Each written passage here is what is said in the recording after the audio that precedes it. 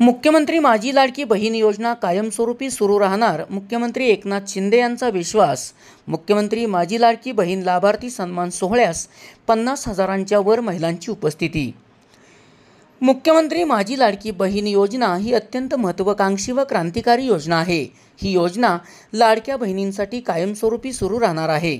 या आर्थिक वर्षात योजनेसाठी 35,000 कोटी रुपयांची तरतूद करण्यात आली आहे। राज्याची आर्थिक स्थिती जशी जशी मजबूत होत जाईल तशी सद्यस्थितीत असणारी 1,500 रुपयांची रक्कम वाढवत जाऊन 3,000 रुपयांपर्यंत करण्यात येईल, अशी ग्वाही मुख्यमंत्री एकनाथ शिंदे यांनी बहिणींना दिली।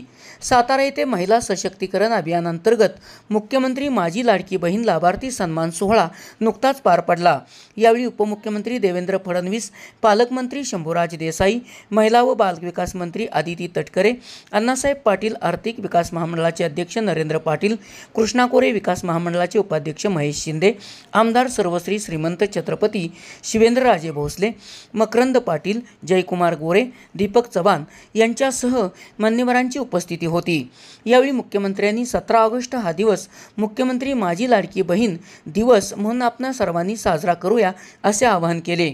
उपमुख्यमंत्री देवेंद्र फडणवीस यांनी शासनाच्या वतीने महिला व शेतकऱ्यांसाठी विविध हितकारी उपक्रम राबवण्यात येणार असल्याचे सांगितले। यावेळी जिल्हाधिकारी जितेंद्र डोडी, मुख्य कार्यकारी अधिकारी याशनी नागराजन, पोलीस अधीक्षक समीर शेख, अप्पर जिल्हाधिकारी जीवन गलांडे, निवासी उपजिल्हाधिकारी नागेश पाटील, सार्वजनिक बांधकाम विभागाचे अधीक्षक अभियंता संतोष रोकडे यांच्यासह विविध विभागांचे अधिकारी व तब्बल 50,000हून अधिक महिला उपस्थित होत्या। SP ओरिजिनेटिव्हसाठी सुनील परीट, कराड।